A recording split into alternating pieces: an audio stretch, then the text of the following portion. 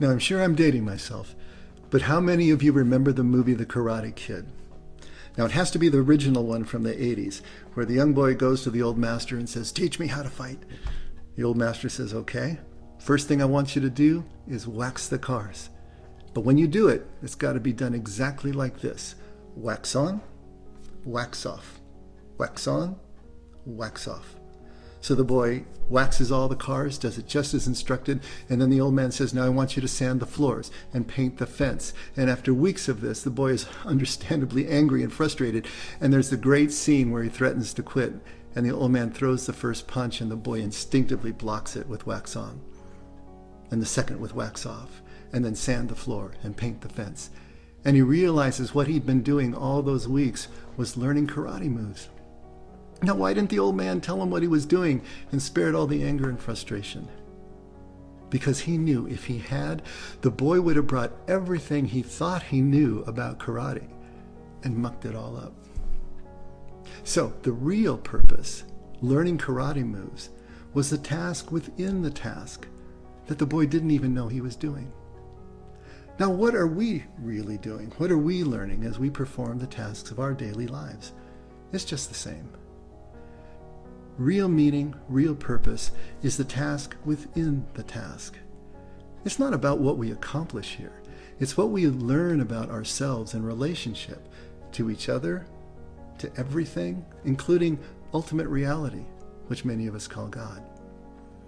Any identification, any purpose that stands outside this connection is meaningless, illusion. In life, the task within the task is finding true meaning and purpose by realizing who we really are in this connection. Now, figuring all this out is what the midlife crisis is really all about. It's not about the red sports cars and affairs of our 50s.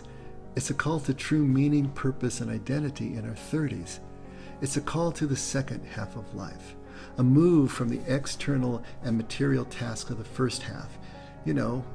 Physical development, education, career, family, accomplishment, to the second half, the task within those tasks, an interior and relational search for true meaning and identity.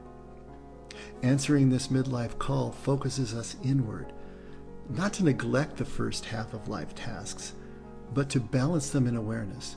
And when we do, those exterior tasks, work, family, accomplishment, take on new meaning, new energy, and any burnout dissipates.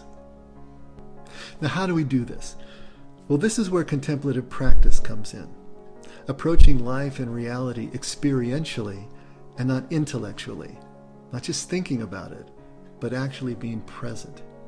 Using the 4 S's we talked about last time, silence, solitude, stillness, simplicity, we step away from thoughts, emotions, noise, distractions, to create the awareness that is needed for presence.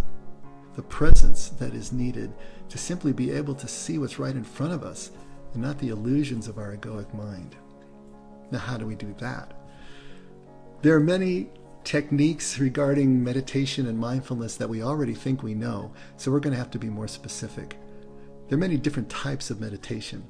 Many people I talk to tell me they're already meditating using one of the various phone apps that are available these days, which invariably use some form of guided imagery or vocal affirmations, music, environmental sounds, which are good, but they keep the conscious mind active. Contemplative meditation is just the opposite. It steps away from conscious thought in order to establish interior stillness. Not passive, in fact, hyper-aware, but not thinking about our thoughts. A fine distinction. But you can be aware of something without thinking about it. Phone apps are a good start, but like training wheels on a bike, need to be removed so you can really fly in metaphorical silence. And one last note. Meditation is often thought of as religious or spiritual, but meditative techniques are actually physical processes. They will reflect just what you bring to them and can lead to deep spiritual experience if that's your intent. In other words, awareness is the key to fundamental personal change, to transformation from the inside out.